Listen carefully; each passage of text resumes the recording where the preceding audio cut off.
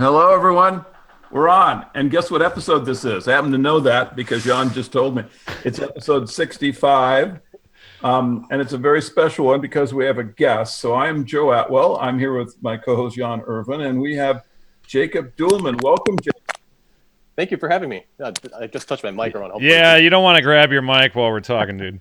Thank you for me. That's just in the audio. It's a very bad habit from listening to your podcast outside. I was well, we want to talk to Jacob about basically. Let's back up a second because we had now what was his name? That guy that we had on recently. Horsley. No.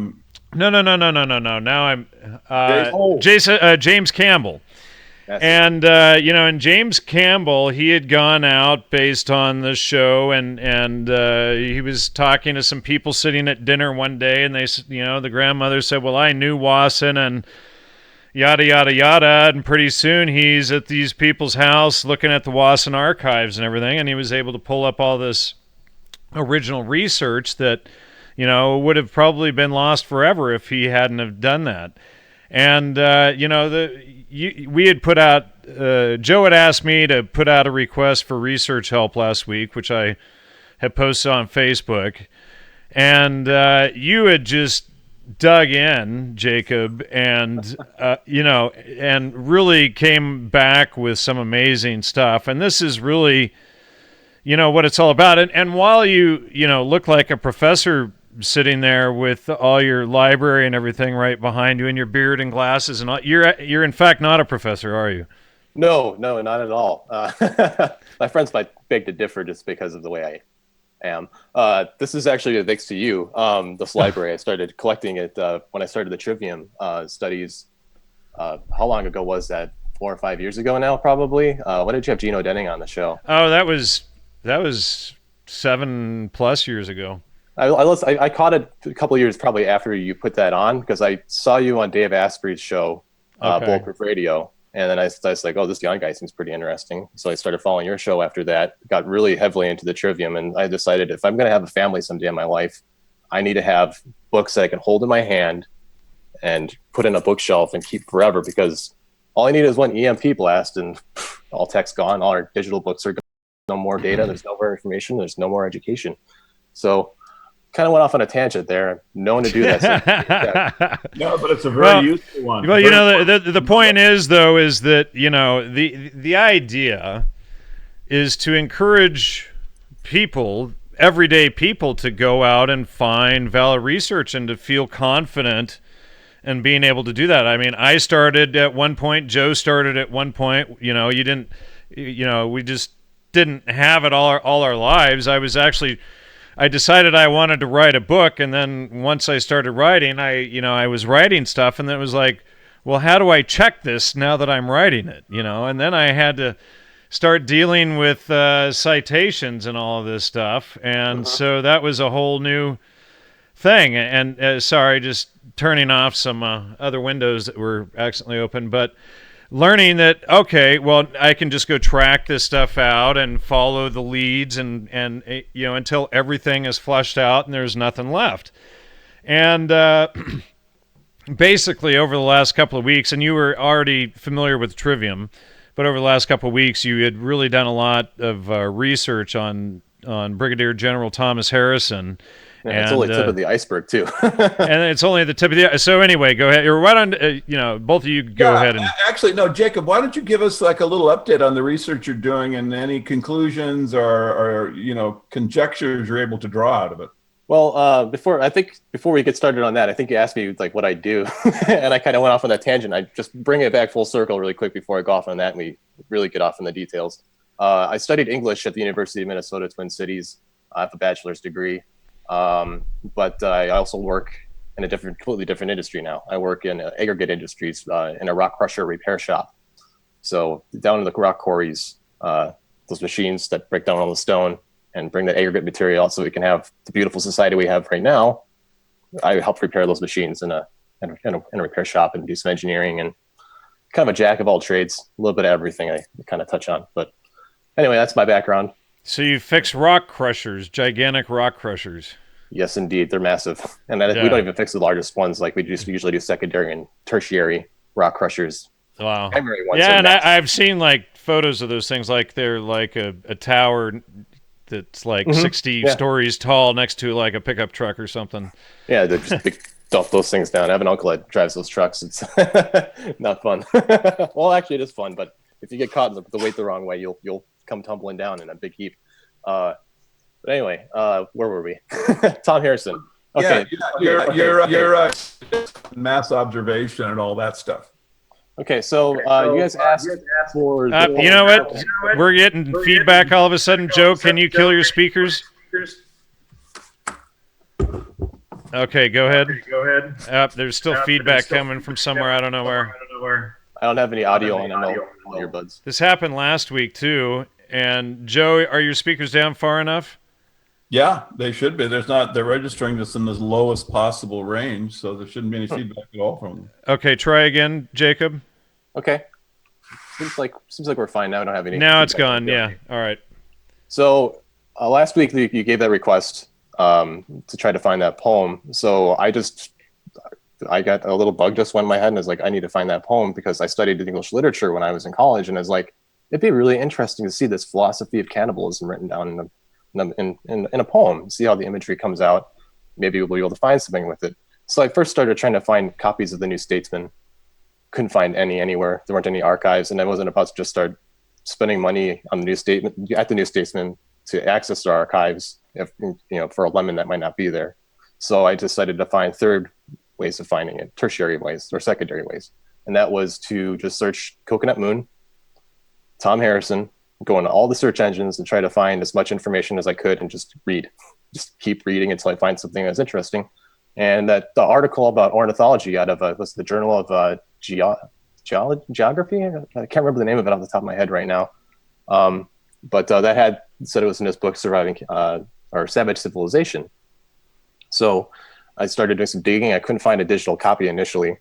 So I bought the book, and it still hasn't arrived, which is kind of annoying because I bought something on Amazon today and it came to my doorstep today. That's a different story. Yeah, so I'm actually showing that on the screen here too while we're going. I'm showing Savage Civilization just so you both know. So I went on archive.org and I just figured maybe I'll just search Tom Harrisson's name. And that was the only thing that popped up was Savage Civilization, which really troubled me because I kept searching in all the search terms for the name of the book. And Tom Harrisson never showed up. So archive kind of failed there and putting on Google and all the other stuff, but that's okay. We found it and shared the poem, and that's where the rabbit hole started.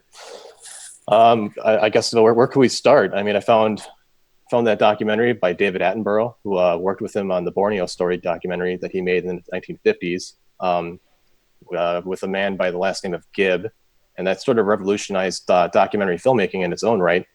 Because of just the amount of work that they had to do to get talking about the Borneo Head Hunters. Yeah, right. The Borneo story. Yeah. So that was just really fascinating to see that. And then I found the Barefoot Anthropologist, great documentary. David Attenborough used to work with them, and I'm usually better with written word than spoken word, so you're gonna have to bear with me sometimes here because I have a mind that races a million miles an hour. Right. Let's see. Let me collect my thoughts here really quick. Do you have a brain database?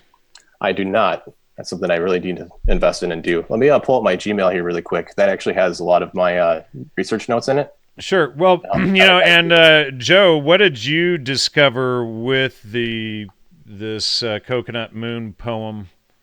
Well, I'll actually be coming out with a written analysis of the typology in it. I was interested in it, trying to get a hold of it, because it had appeared on the page that had a letter from Mange, M-A-N-G-E, who was basically declaring the founding of mass observation.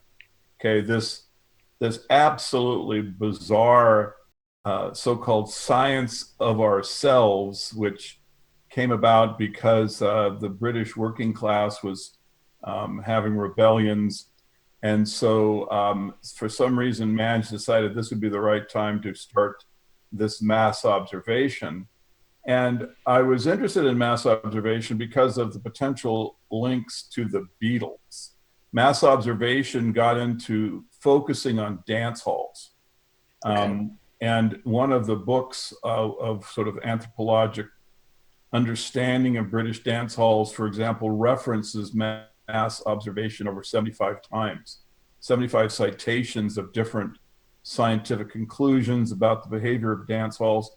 And then what really caught my eye was Ackland, who was working with a group that was ancillary but connected to mass observation.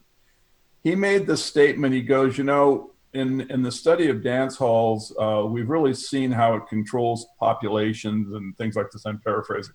But he says, we should go and meet with people who write their tunes, their music, because we should be able to like get some control over them and see what we can do about it. And then he came up with a lyric. And the lyric, he says, I can just hear people, and I'm paraphrasing, I'm not quoting, but the last part I will quote. He said the lyric would be, when will they let us build a better world, right? And that just rang a bell in my head. I go, wait a second, this is like the Beatles songs, where did this lyric is very, very troubling because of the just the kind of the nature of of how the kind of the politics are set up. The young people are fighting against this entrenched bureaucracy that is evidently evil, and we have to rebel, and we can make a better world, and we should come together as a group. It all just seemed pretty pat. And so it turned out that mass observation had actually been a fusion of two different groups or projects. And one of them, Harrisson had started. Harrisson had actually started a kind of evidently a smaller study that was suspiciously similar to what mass observation becomes.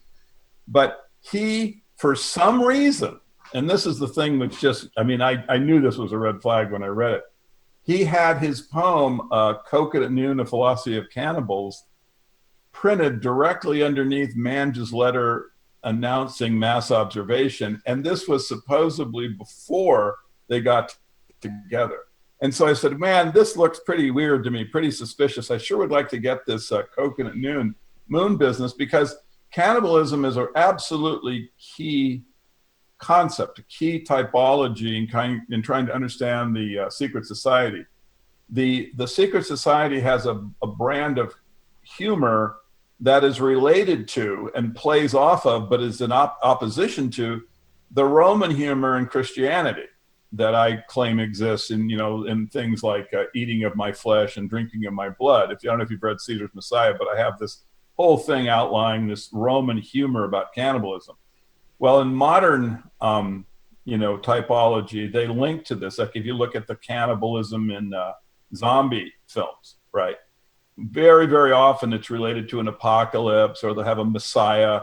They'll put these scenes in churches. So they're basically making fun of Christians that they, see as unwittingly engaging in cannibalism. So this is my perspective. And so when I saw Harrison's A Philosophy of Cannibals, at the beginning of mass observation, I was really wondering about it. And the only thing I'll say about it is that before I, finish the paper, is just that it's basically the poem is about a dying race. The cannibals are actually about to disappear. They're at the end of it. There's only going to be one left, and he's asking for a little plot of land to live in because his whole cannibal world is done away with. And there's lots of typology, in my opinion, concerning Christianity and the secret society and Freemasonry. It's all inside that. But Harrisson is a really fascinating character. He's one of the Masonic families that, one of the Masonic families that you really can't get your grips on. You know what I mean? If you study, like I have, I've tried to get in to understand the connection to Freemasonry. It's like with the Huxleys.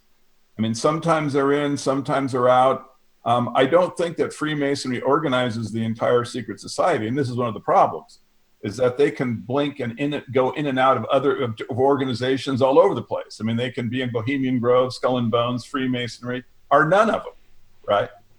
Gordon Wasson he's not in these things. He's, works for MKUltra, but they have, I think, family connection. Well, he was Century Club, which is still one of the clubs. He was Century Club, but no one even knew the Century Club was really related to Bohemian Grove until Jan Irvin really pointed this out. This wasn't something that was common knowledge. So my point is that the secret society is organized unto itself. When we see the manifestations like Skull and Bones or high-level Freemasonry, we're not looking at the whole picture. We're just seeing a little aspect of it, and these guys can blink in and out. And Harrisson, I think, is one of these guys, like I think Manges, certainly like Lockwood and Epstein, the manager and person that hired the Beatles. I mean, these guys, you can kind of make this sort of sense out of them, but Harrisson really deserves, I think, a lot of investigation because of his anthropologic work, because he comes to a lot of, like, I'll give you just one example I really want to do research into, is that Harrisson claims that there's pedophilia in the cannibal culture, just like Margaret Mead claimed that there was early sexual activities in the Samoans. I really want to see the documentation of this, because I've seen this, quite a few anthropologists produce this bogus pedophilia, kind of, and sex history. Go ahead, Jacob. Anyway, so I'm sorry to be long-winded, but that's my thought on all that stuff. There's actually an interesting point to make with that, because you said you wanted to get the documentation. Yeah. And the thing is, Tom Harrisson did not keep notes. He did not write anything. The only thing from what I understand correctly, the only thing he wrote while he was on that island was Coconut Moon, the poem. Yes, I think that's correct. Right. No. I read that in the book that you sent us. And so then he could have just made up whatever.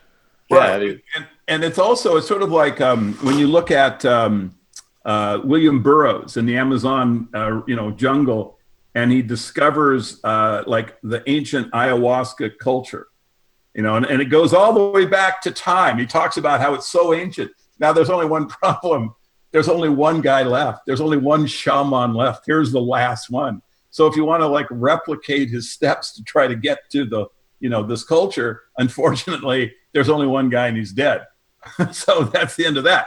But it is an ancient culture. It goes way back in time. And he talks about how ancient it is and stuff in this video he did on it. And so, this is, it's just like we've been attacked with weaponized anthropology. I mean, to me, it's just clear as a bell. So one thing we got to do is go back and like look at all the anthropologic claims that people make about, culture, to see what was a weapon and what's real. Well, yeah, and what we really need to do is just go right to the forefathers and mothers of anthropology, go through Mead stuff, Bateson stuff, Malinowski, Harrisson, etc., and really analyze what each of these people did. And it's probably that originally, a cell was formed around Malinowski with Mead, etc. Who knows how far up the chain of command that Malinowski was. But everything at this point, as far as all of this sexual cannibalism, yada yada stuff going on, children having sex, etc., that's then picked up by Mead and by Wilhelm Reich, etc. And Wilhelm Reich was also under Malinowski, and they're all right there in that same little hub. Then it all spreads out. Yeah. And then we see almost the identical theme happening with Harrisson. And then as I was going through Harrison's book there, whatever it's called. Savage Civilization. Yeah, Savage Civilization. Thank you. Mm-hmm. It occurred to me that his whole theme sounded so similar to Malinowski. So I did a little bit of research on him. And in fact, he had done some research with Malinowski, Bronislaw Malinowski. The first year's work, 1937-1938, and then Madge and Harrisson were both editors of that for Mass Observation, which published Malinowski's book there. So, we had this school of connections. They're all linked together. Exactly right, Young. Good spot. Right. So, it was just a hunch, because I had studied Malinowski years ago, and I thought, my God, this sounds awfully familiar. But yeah, I mean, we can see all of this stuff coming out of him. Here's Wilhelm Reich. Here's we have him related to Harrison, to Meade, etc. And these are basically the key founders of this weaponized anthropology, with Meade's husband, Gregory Bateson, who helped found the CIA, being right at the center of it. I want Jacob, can you, it's like Jan and I could easily get carried away here, but I really am so curious about your research and the things that you've seen and there's some fireworks going off right now in my head. I didn't mean to, I hope we're not taking into a tangent and away from the stuff we want to talk about. But anyway, no, I can listen to you guys talk all day. Have the floor and let us know what you're. So there are a couple angles here. We'll go back just a little bit to the poem and the publication first, because that's a little bit older in my mind. I want to get that out first. The poem, when it was published in the New Statesman, this is around the same time where he's working with the Left Book Club to also publish this as a book, not just as a poem, but the poem inside the book and all the contents and everything. And if you look into the Left Book Club and Victor Gallant, I think that's probably pronounced his name. It could be wrong. They were. I actually have a quote here from George Orwell's essays and stuff. He's writing about the Left Book Club, and I found some interesting information about it that might help give us an idea of what this publisher was, who they supported, and where their aims might have been, and why they might have somebody like Tom Harrisson on board. This is a letter that Eric Blair, or George Orwell, wrote to his literary agent. I'm just going to pull it up here on the screen really quick. It's addressed to the stores in Wellington. I'm really bad with the way English put out their addresses. I'm going to skip it and just say it was on the 15th of December in 1936 when he wrote this letter. And this is for Wigan Pier. He says, "Dear Mr. Moore, herewith is the manuscript for the Road to Wigan Pier. Parts of it I am fairly pleased with, but I should think the chances of Gallant choosing it as a Left Book Club selection are small, as it is too fragmentary and, on the surface, not very left-wing. Perhaps if it were sent on to him more or less at once, he might have a look at it, or get someone else to do so before the Christmas holiday. But I suppose we are not likely to hear from him before I leave for Spain, which should be in about a week. Yours sincerely, Eric Blair." Now, there are a couple of footnotes that are attached to this. One was next to the Left Book Club. And the editors of this book, when they put it together, decided to say the Left Book Club, founded by Victor Gallant in May 1936, and Savage Civilization came out in 1937, I believe, right at the beginning of the year. So May 1936, and published by him, was an anti-fascist, pro-Soviet, and for the Popular Front. Subscribers had to accept the monthly choice of the selection committee, consisting of Victor Gallant, Harold Lasky, and John Strachey. By this time, the membership had reached 40,000 people. So when Savage Civilization came out, this was selected by a committee and chosen for people to read. So, this is a very specific book that they wanted to get out to a very specific part of the population, and they wanted this information to spread. And they also, this kind of seems to tie into a lot of the other stuff you guys studied with Fabian socialism, the Soviets, and a lot of the mind control that kind of comes out of that. So it's just kind of interesting to see. One thing here. I think that the most important component that these people wanted to inject with this book is the pedophilia, because the book goes into a very long description of young men being basically, and I won't describe it because it's actually, it's disturbing bounds of polite conversation. Yeah, it's not decent. It's a very, very, creepy sexual relationship that Harrison claims exists in this culture, a pedophilic relationship, and the ones he's describing is insane to normal people, and so that, I think, is really what attracted this group to be able to want to put this book into our culture. That could very much be a possibility. They definitely had a reason for wanting to put it out there, and to a very select group of people. It was a very targeted market, and these people are very much involved with it. Be interesting to try to find more data to support that. And well, how we can do this is the most natural place to look for a connection would be to the the Pedophile Exchange Club, I think it is, Jan, that one that Jason was talking about in his paper. There was an organization that basically in Britain had this, was a way that pedophiles could connect to one another. Jason did quite a bit of research into it. It's written down in his paper, and he alludes to the fact that this was probably linked then to Jimmy Savile, and then on into the upper class and on into the British pedophilia. Well, doesn't that explain William Burroughs' Yage letters too, which is basically a pedophile map around South America with the ayahuasca cover. Absolutely. See, the themes are all kind of becoming clear when you start to dust off the obscurity and all the kind of the misdirection that they have on the things. You get to see fake Indian cultures and pedophilia. Right, so that while it is native revivalism, but they were already using it fully against our culture when I think when Bateson even wrote that OSS later. Absolutely. So we've been a victim of this thing for hundreds of years, as far as we can tell. And so what they're doing is they're justifying, or they're socializing people to think that these are normal elements of culture. Normalization, right. Yeah, you can see that. I mean, weaponized anthropology. I mean, you can even find more specific examples from Tom Harrisson to kind of show how anthropology can be weaponized. Well, let's talk about. Why don't we give an example, for instance, of the headhunters and what he did in World War II? Let's go into that for a minute. Exactly. So during World War II, the Japanese had invaded Borneo, and the British had lost control. And so at this point, many of the Dayak tribe had converted to Christianity because of a big influx of missionaries that had gone there. I think it was, I might be getting the faith wrong, but I believe it was Presbyterian, but I could be wrong about that. A lot of the missionaries died. They were killed by the Japanese, and the people did not like that. They actually really liked missionaries that came there. They liked the quality of life that they helped provide and the education. So what happened when the Japanese invaded was the British were having trouble getting back into the country to try to fight them. So they flew in Tom Harrisson, who was not in the military.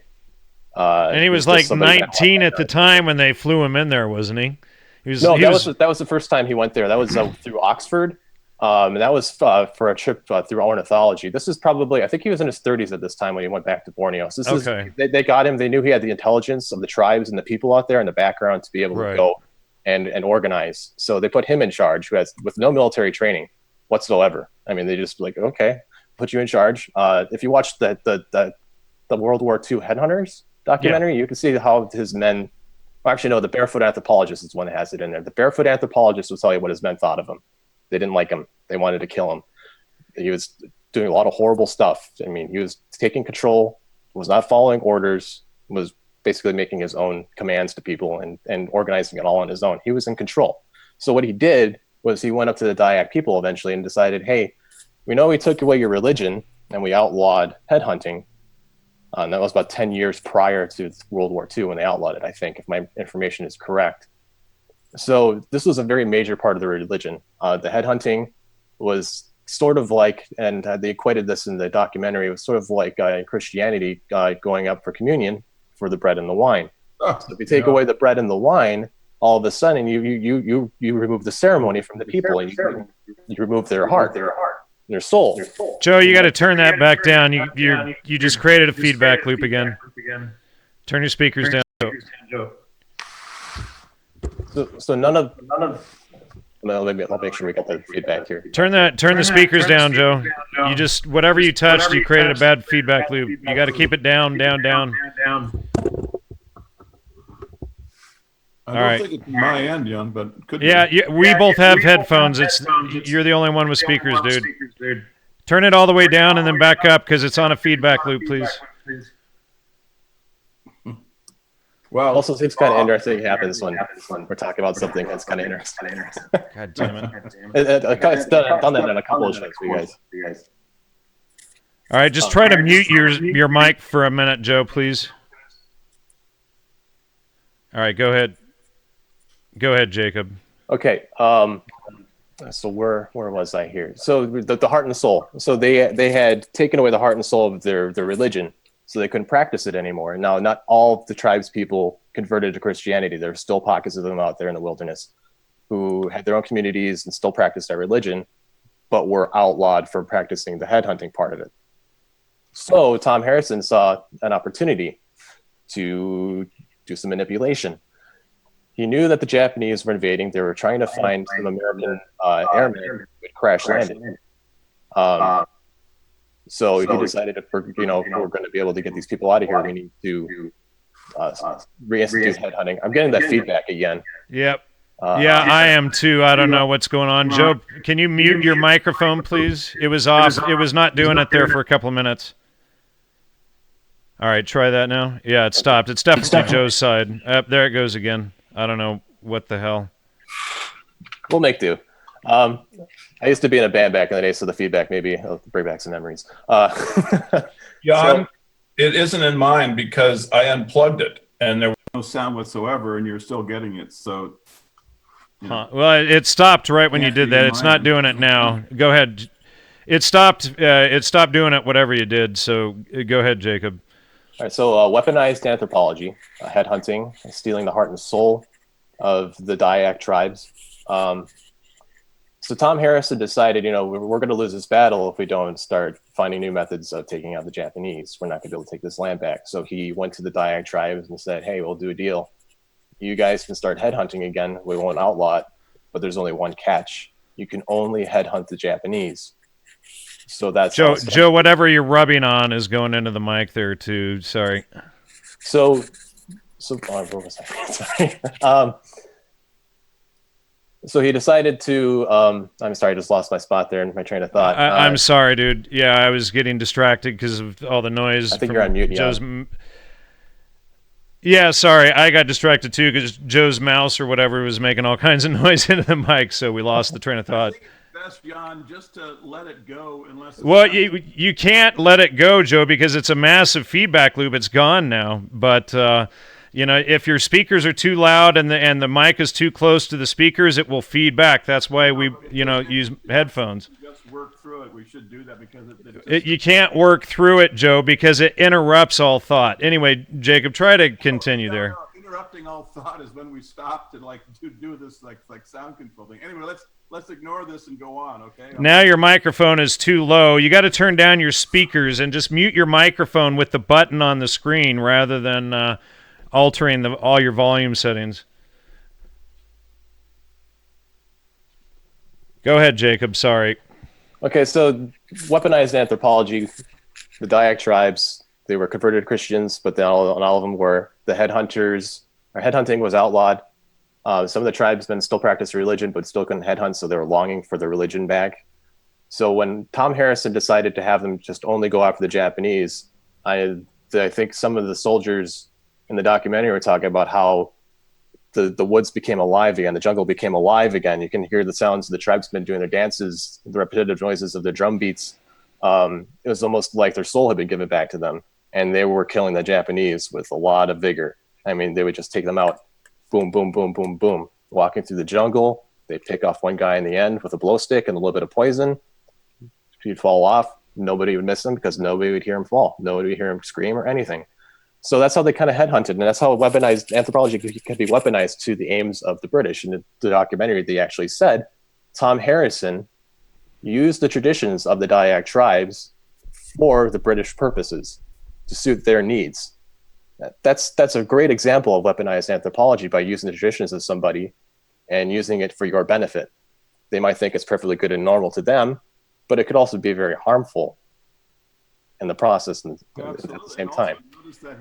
Joe, you're gonna have to speak up now. Your microphone is too loud. Like I said, do not interrupt me when I'm talking. Joe, nobody can hear you. I'm done, and then interrupt me. Turn up your goddamn mic, dude.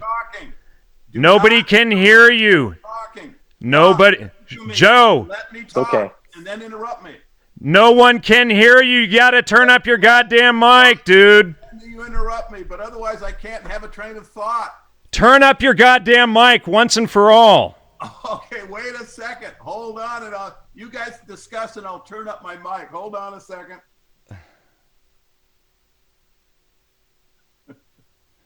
Dude, if no one can hear you, it doesn't matter what the hell you say, man. Listen, it doesn't matter if I'm interrupted. I have nothing to say anyway. So can you hear me now? I can kind of hear you, but you need to turn it up where it was and just use the mute button in Zoom. Look, I'm telling you, it is not in my end. When I put the mute button on, nothing happens. I have exactly. Okay, instead of arguing, turn up your mic volume again where it was, and let's continue. Can you hear it? You need to turn your microphone volume back where it was. It's back where it was. All right, then get closer to the microphone or something. Well, wait a second. There you go. Now it's up.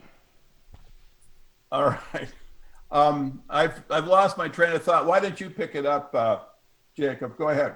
Well, what I just finished talking about was weaponized anthropology and how you could use the traditions of a culture to serve your own purposes. They might think what they're doing is perfectly fine and good, and it's a return back to what they wanted.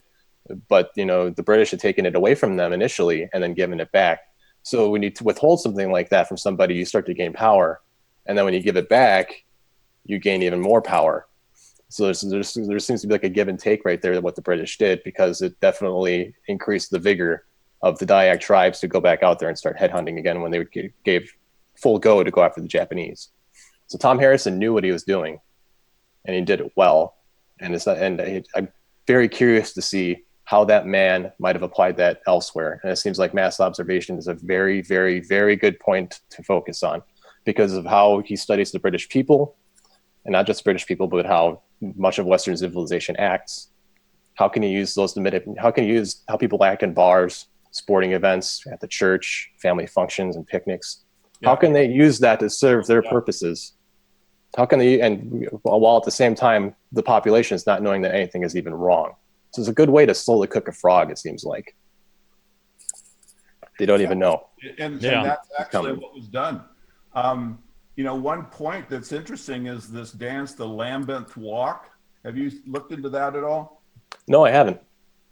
All I know is just a very little bit of the details that he charted out in his book about how they danced and stuff, but I haven't looked at any videos or anything. Well, it was just the idea of creating a dance that would basically inspire the British to go to war.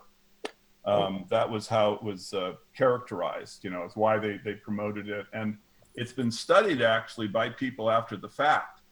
And people have wondered whether or not there was some promotion by the government to create this dance, which featured a really kind of cocky, strutting walk, which was manifesting this confident British perspective, which of course ends up with confidently walking out into automatic weapon fire, and then getting mowed down. So that's just something.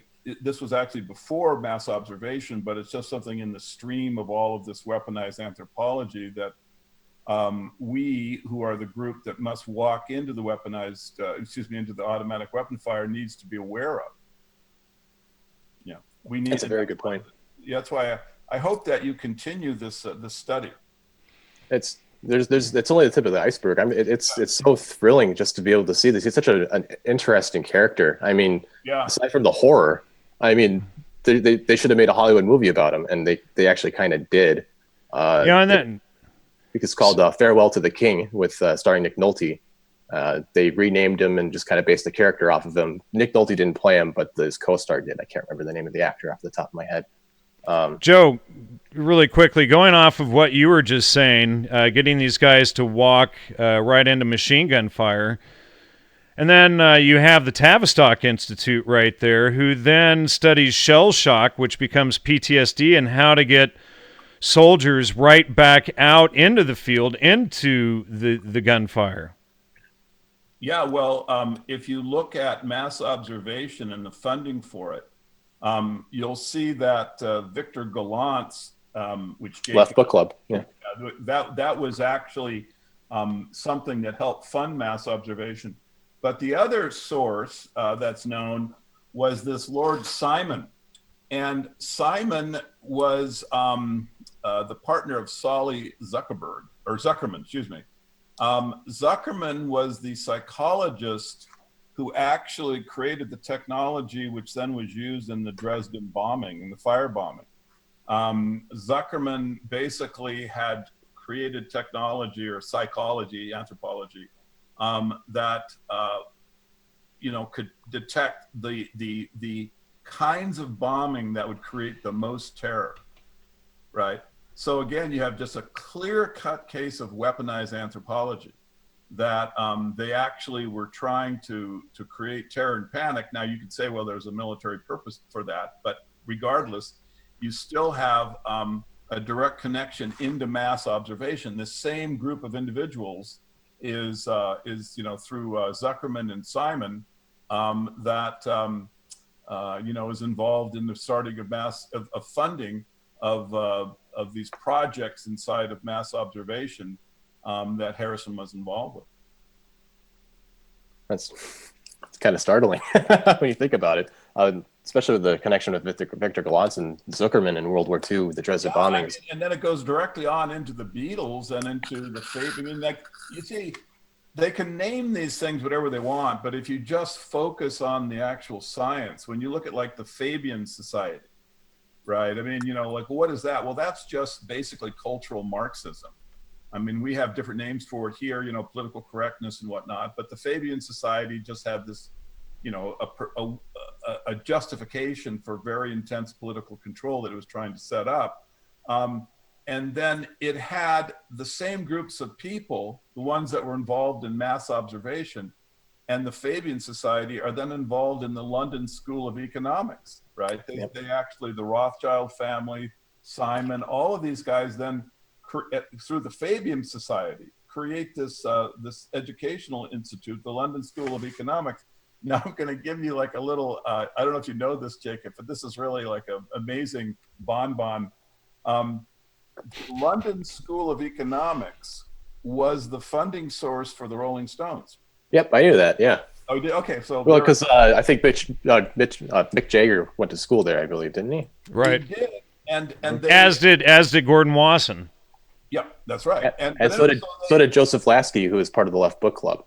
Yeah, so... He was one of the chairmen. Yeah. It's a large organization, but the funding of a band, right, as a business project is completely unique.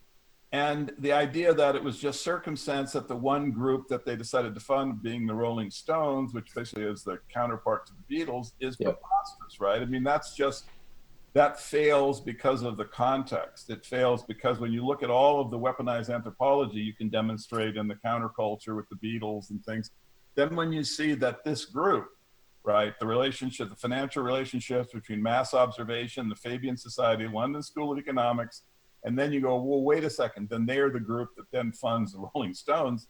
All I can say is, well, you can understand now why Keith Richards wears the skull and bones on his ring. I mean, this is another Masonic, organization, the Rolling Stones.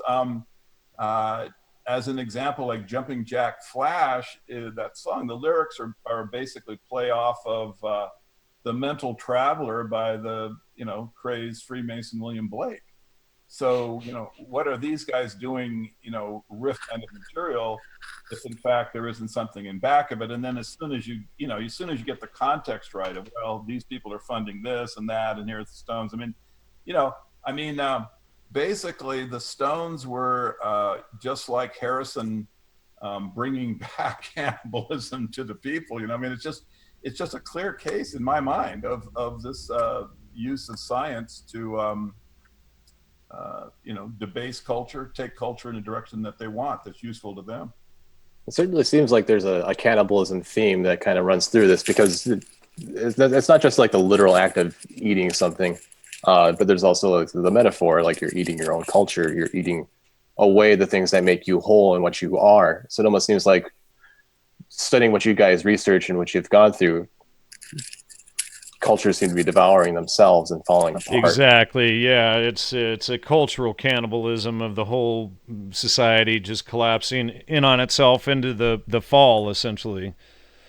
Right. If you look at, in fact, I cited in my Entheogens What's in a Name article this whole discussion between Aldous Huxley and Tim Leary, where they're talking about using drugs and creating the fall and having a good old laugh about it. We haven't even brought up the Huxley with Harrison. I totally forgot about that. Jan, that's a really important dialogue. That's such an important point, because then when you look at movies like The Road or the zombie apocalypse stuff, you can see that there just is an organization that has kind of an understanding of symbolism and has a purpose and a goal, right? This isn't just a secret language that they're having fun playing off of. I mean, it's the language of their triumph, of what their plans are. And it's also the language that is weaponized to make people basically have these kinds of activities normalized. When you look at Margaret Mead's fake, sexual activity in Samoa, what's the purpose for it? Well, it's plugged into the archaic revival. It's plugged into basically the attack against the culture that Western civilization had, which had single family, monogamous relationships as the foundation. It's just like here when anthropologist Marlene Dobkin-de states, I don't remember what book it's from. It's in my article, though, in Theogens, What's in a Name? Psychedelic substances like ayahuasca create a state of hypersuggestibility in which persons are very open to being influenced by others. Many traditional cultures have utilized this condition to inculcate cultural values and behaviors in young people as they receive initiation into adulthood. In the West, countercultural values can be inculcated in young people when using these psychedelics, especially when using them in an antinomian context. An antinomian means of or relating to the view that Christians are released by grace from the obligation of observing moral law. So that's exactly what we're talking about. And they state it, Marlene de Rios, she's one of the leading anthropologists who popularized ayahuasca. She puts it right in your face that that's what they're doing.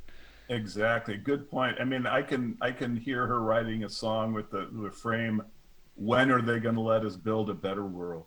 I mean, it's just, it's just really clear that they were selling this fairy tale about a debased culture as something that was progressive, right? And yet it was just obviously... Well, because it's this backward psychopathic mentality that you have to get rid of everybody else by creating a massive dystopia so that you can then somehow rein in your utopia. Yeah, exactly. Well, it's like the workers' paradise comes after, the proletariat revolution where everybody dies. Right. Yeah. Well, it's all the same thing, but never mind that all you do is make everybody damn suffer, including your own, while you push everybody down. I mean, it's like we all have to suffer the sloth at the grocery store checkout or wherever we are. There's somebody who's just barely functional and hypnotized going like this or whatever. We all have to deal with that. When I don't remember things being near this bad when I was a kid, but even talking about that, they'd be cheering and rah rah, look at us, look how great our utopian engineering skills are, or dystopian engineering skills. Yeah, I noticed that they're trying to promote the social value and normalization of autism. Yep. They have a couple shows on I've seen are pretty shocking, where they try to present people who have mental retardation, and then just focus on their lives and on their struggle, and that how they're heroes, and how their life is really very valuable. It's National Autism Awareness Month, I believe. Yeah. Well, I just did a show on it. Yeah, last week. Last week with April. Yeah, exactly. And they're trying to normalize it. Of course, what they don't want you to know is they're the ones creating it, and that, autism has doubled in the last 10 or 15 years, and they claim to be fighting against it, but clearly they're exacerbating it and making it worse. Otherwise, we would see the numbers going down. It's like the American Heart Association. The whole time they've been involved in things, heart disease has gotten worse and worse and worse and worse, and everything else is the same thing. And it's like how how they were defending the black family. Right. With Yeah. society programs. Right. There was an example where Black macho, etc. That had been going positive for 100 years suddenly turned absolutely south and fell off a cliff until the black family disappeared. All the while they were going, hey, all we're doing is trying to help. Well, and in the meantime, everybody suffers for the last 80 years because they destroyed the black family. And look at the damage it's done to the inner cities, etc., and to the whole culture. So, essentially, they hit them both sides. They've got the pimp films, the rap music on one side, then they're pushing drugs into the community. And right? Guns, yeah. Guns, and they're going, look, so they say, well, we really want to help here, so we're going to need a penal system that can incarcerate like, some enormous fraction of the male population. That's really helping the family structure, isn't it? Right. Yeah. When in the 1940s, what was black divorce rate, like 7% or something like that, and they had a very strong family background, and we didn't see, if you go, the strongest demographics too. Yeah, I mean, you listen to the music of the 40s, it depicts the same thing as well, and then you jump forward to today, or how about the gangster rap, and you jump forward from then, and you contrast the two, and you can see, the destruction. It's all about gang banging and drugs and hoes and everything, when, previously it was all about respect and family and love and sweetheart and, et cetera. Yeah, and see, Jacob, this is why, we really need to become an army of researchers. You can see that Jan and I are pretty, far along in our, just as we relate to the information, because we've been doing it for so many years. But it is critical that we become an army of researchers. And so, there is just so much to uncover and to give to the public. We had Jason Horsley, I believe is his last name. Yep. Okay. Very fascinating story. Really articulate guy, really good research. And Jacob, it's just wonderful to have you on the show now. I just feel like we're on the right path here. I'm honored to be here. I mean, hopefully I'm of some help.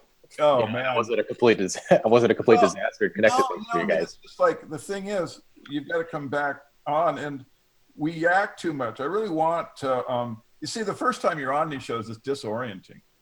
It's hard to kind of like organize exactly what you want, and I mean, you can sit there and write a gigantic speech, but that takes so long, and you really want to be able just sort of to flow with kind of the bouncing off of ideas that everyone exactly else. Yeah. And that's just a hard thing to do because, of the first time. So you have to come back on, and then we're going to actually go through Harrisson and take him all the way to the end. I mean, because I would really like to have like a more detailed description of Harrisson's early life, the anthropology that he claims to have, and then how he then goes into mass observation. Because, Jan and Jacob, I mean, to me, just that trajectory stinks. I mean, it absolutely stinks. You've got this guy who's there working anthropology against the natives, in Borneo during World War II. And then this guy is into mass observation, controlling this thing, which is an obvious government anthropologic technique. You see what I mean? Yeah, there's actually a really good connection we can make right now to his early childhood, to his study of anthropology. And that is when his family dropped him off, because he was born in Argentina. Yeah. And I think when he was at the age of 6, his family brought them back to England and left him at boarding school and went back to Argentina. He did not want to socialize with any of his classmates, any of his schoolmates. He did not have any interest in them whatsoever, other than to study them, get all their names and index them, and catalog all their activities. He wanted to study them at a very young age. And that kind of a mind is very rare. And there's a lot of power in that. And there could be also, not saying he is, but if you look at some of the people who worked with them, there could be some psychopathy associated to that as well. Just the amount of level of detail and high order thinking that he had at such a very young age. I mean, it's remarkable. Yeah, and also it could be programming. In other words, when you look at like the Huxleys, and see, this is why when you study these kind of guys, you got to go into their family, because if you look at the Huxleys, you've got generational malfeasance. Now look at like Jim Morrison, the guy in the Doors, who puts on the claim that he's an Indian, comes into him, right, a shamanic, and then he's out promoting LSD to the teenagers. Well, then you look at his father, and you see this guy's involved in the Gulf of Tonkin. He was the admiral, right? Running the whole. So now you have the conjecture is obvious that Morrison was trained very young, right? He wasn't like, when he was suddenly 18, where you go, hey, Jim, we're going to make you this rock star. He could have been, in fact, I'm sure, because I know he was studying books. Some of the books that he was studying when he was at UCLA are kind of known. He was into Satanism, right? Well, I'm telling you, he's already at 18, fully mature as far as the program that he's going to be involved with. So the training had to start at a really young age. And with Harrisson, I would have loved to see. This is why you study them, you study their youth, and then we go backwards and see what his parents, if his parents can be connected into secret society activity. I think his dad was an engineer, and then he went into the military, I think, after that. Yeah, how did Harrisson end up in Borneo at 19 or whatever it was? That was through his work with ornithology, because he had organized a study where they had put a census on, was it the spotted grebe was the name of the bird, I believe? And because it gained so much recognition and wrote a book, he was able to organize an expedition, I believe, through Oxford University. Okay. And they funded the trip and sent him and a team that he had set up to meet a researcher who was already stationed out there. Now, there's something else going on here with ornithology as well as zoology. Of course, Julian Huxley was a zoologist, but guess who else studied ornithology? It was Gordon Wasson. Oh, that's right. Yeah, Wasson. Wow. Yeah, Wasson was big into studying ornithology, and I've got a bunch of his notes and stuff talking about it. They love birds perched to speak in the language of the birds. What's that? What were you saying? We talk about the shadow organizations and type languages and stuff like that. The couple of birds that are perched up speaking the language of birds. Yeah, because they have their own language. And we don't, all we just hear is singing. We don't hear the lyrics for what they actually are. Right. Absolutely right. Exactly. See, this is the thing. The language of the oligarchs is what we need to understand. And it's visible in this research. Maybe not exactly this, every single symbol, but you can, when you look at the idea that's being put out that Harrison's poem, A Philosophy of Cannibalism, just accidentally is on the same page that Monge is declaring the existence of mass observation. Nah, I don't think so.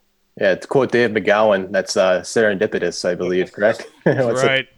Because remember, if you get into the poem, you're talking about a dying race, a race that dies, a race of cannibalism. Man, if you're making jokes about Christians as cannibals, and you're into a secret society that is going to destroy this particular culture, well, doesn't the whole poem suddenly make sense symbolically, right?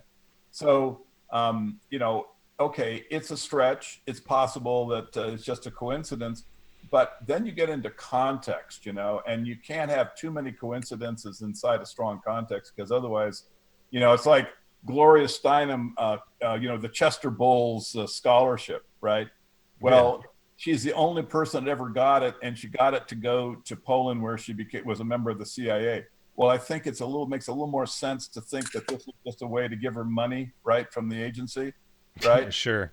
So you see, the context creates coherency. When the context makes the interpretation of these things suddenly really more coherent, then you're on a good analytic path. And that's the thing here is, this poem just shouldn't have existed right next to mass observation, right? Which then leads, it's a way that the counterculture helps get set up. So very suspicious to me. It's a good way to get people. We've only got a few seconds left here. And... Okay, Jacob, can you come back anytime soon?